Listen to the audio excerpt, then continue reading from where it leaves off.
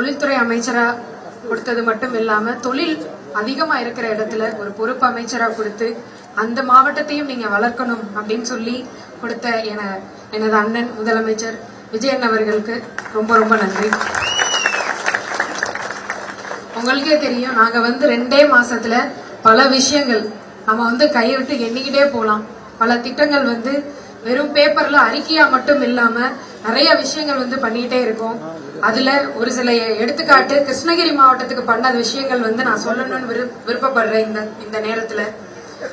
பாத்தீங்கன்னா இன்னைக்கு காலையிலேயே நாங்க ஆரம்பிச்சோம் உணவு பதப்படுத்தும் தொழில் பூங்கா. அது கண்டிப்பா 5000 மில்லி டன் குளிர்பதன கிடங்கு அங்க இருக்கு. 2500 சேமிப்பு கிடங்கு ஒண்ணு அங்க நம்ம ஓபன் பண்ணிருக்காங்க. இந்த உணவு பதப்படுத்தும் தொழிற்பூங்கா விவசாயிகளுக்கு கண்டிப்பா ரொம்ப ஒரு உதவியா இருக்கும். உங்களுடைய பழங்களாகட்டும், காய்கறிகள் ஆகட்டும், பூக்கள் ஆகட்டும், உங்களுடைய நலன் கருதி இதை நம்ம இன்னைக்கு ஓபன் பண்ணியிருக்கோம் காலையில. இதை தவிர நம்ம பல விஷயங்கள், சிங்கப்பெண் அதிரடிப்படை 24 மணி நேரமும் பெண்கள் குழந்தைகள் பாதுகாப்புக்காக நம்ம அண்ணன் அவர்கள் ஓபன் பண்ணி வச்சாங்க. அது சிறப்பா நடைபெற்றுட்டு வந்துட்டு இருக்கு. இதை தவிர நலம் டிஎன் நம்மளுடைய சமூக பொறுப்பு நிதி மூலமா இருக்கிற ஹாஸ்பிட்டல்ஸ் எல்லாத்துக்குமே அதை இன்னும் சீரமைப்பு பண்றதுக்கான ஒரு நல்ல திட்டம் நலம் டிஎன் மூலமா நம்ம பண்ணிட்டு இருக்கோம். இதே போல போதைப் பொருள் இல்லா தமிழகம், இளைஞர்களை போதைப் பொருள் இல்லாம அவங்களை நல்வழிப்படுத்துறதுக்கான ஒரு சிறப்பு திட்டத்தையும் நம்ம பண்ணிட்டு இருக்கோம். இந்த மாங்கனி நகர் திட்டம் மூலமா அடிப்படை வசதிகளையும் அதே மாதிரி நகர வளர்ச்சி புதிய திட்டங்களையும் கொண்டு வந்துட்டு இருக்கோம் இதே மூலமா. அதே மாதிரி இன்னைக்கு பாத்தீங்கன்னா விளையாட்டுத்துறையில இருந்து புதிய பாரா ஸ்போர்ட் அரேனா நம்ம இன்னைக்கு போய் ஓபன் பண்ணி வச்சோம். நபார்டு அந்த நிதி மூலமாவும் 12 புதிய வகுப்பறைகள் இன்னைக்கு போய் திறந்து வச்சிருக்கோம். இதை தவிர 1929 புதிய ஸ்மார்ட் ரேஷன் கார்டுகள் நம்ம கொடுத்திருக்கோம். இது நம்ம கிருஷ்ணகிரி மாவட்டத்துல மட்டும் தாவேகா அரசாங்கம் செய்த நலத்திட்ட உதவிகள், சாதனைகள். தமிழ்நாடு முழுவதும் இதே மாதிரியான திட்டங்கள் தொடர்ந்து நடைபெற்றுட்டே இருக்கும்.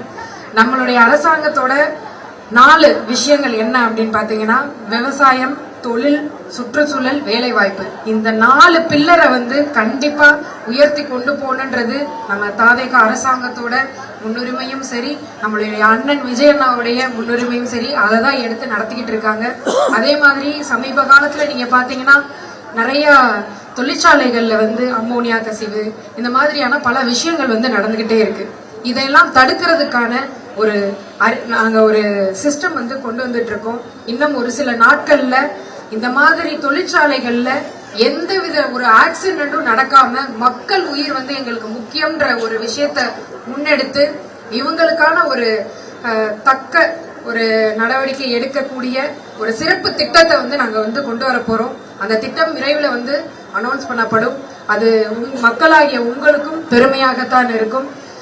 இதே மாதிரி கடைசி வரை திட்டங்கள் பேஜ்ல மட்டும் இல்லாம, அறிக்கையா மட்டும் இல்லாம பயனாளிகளோட கைகளுக்கு போய் சேரும் என்பதை நான் இங்க உறுதியோடு நான் தெரிவிச்சுக்கிறேன். இந்த வாய்ப்பு அளித்ததற்கு ரொம்ப ரொம்ப நன்றி. கண்டிப்பா நீங்க இருக்கிற அணை பிரச்சனைகளும் நிறைய இருக்கு. அதை பத்தி நான் இன்னைக்கு காலையில போய் ஆய்வும் பண்ணியிருந்தேன்.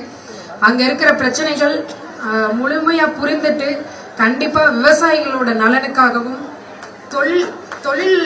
தொழிலாளர்களுக்கான நலனுக்காகவும் கண்டிப்பா இந்த அரசாங்கம் உறுதுணையா இருக்கும்.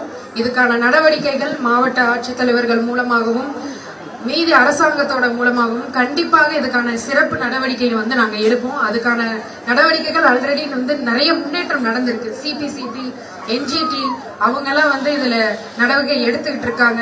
அதே மாதிரி 24 மணி நேரமும் அந்த வாட்டரை செக் பண்ணிட்டு இருக்காங்க. இதோட குவாலிட்டி என்ன இருக்கு அப்படின்னு சொல்லி 24 மணி நேரமும் அந்த ஒரு சேவையும் நடந்துகிட்டு தான் இருக்கு. அதே மாதிரி 1929 எம்எல்டி அங்க இருந்து பெங்களூர்ல இருந்து கழிவு நீர் வருது. அதுல 499 எம்எல்டி சுத்திகரிக்கப்படாம வந்துகிட்டு இருக்கு. அதுக்கான நடவடிக்கையும் நம்ம அடுத்த அரசாங்கத்தை கூட பேசி இதை எப்படி சரி பண்ணலாம்ன்ற கண்டிப்பா இது இன்னைக்கோ நாளைக்கோ இருக்கிற பிரச்சனை கிடையாது.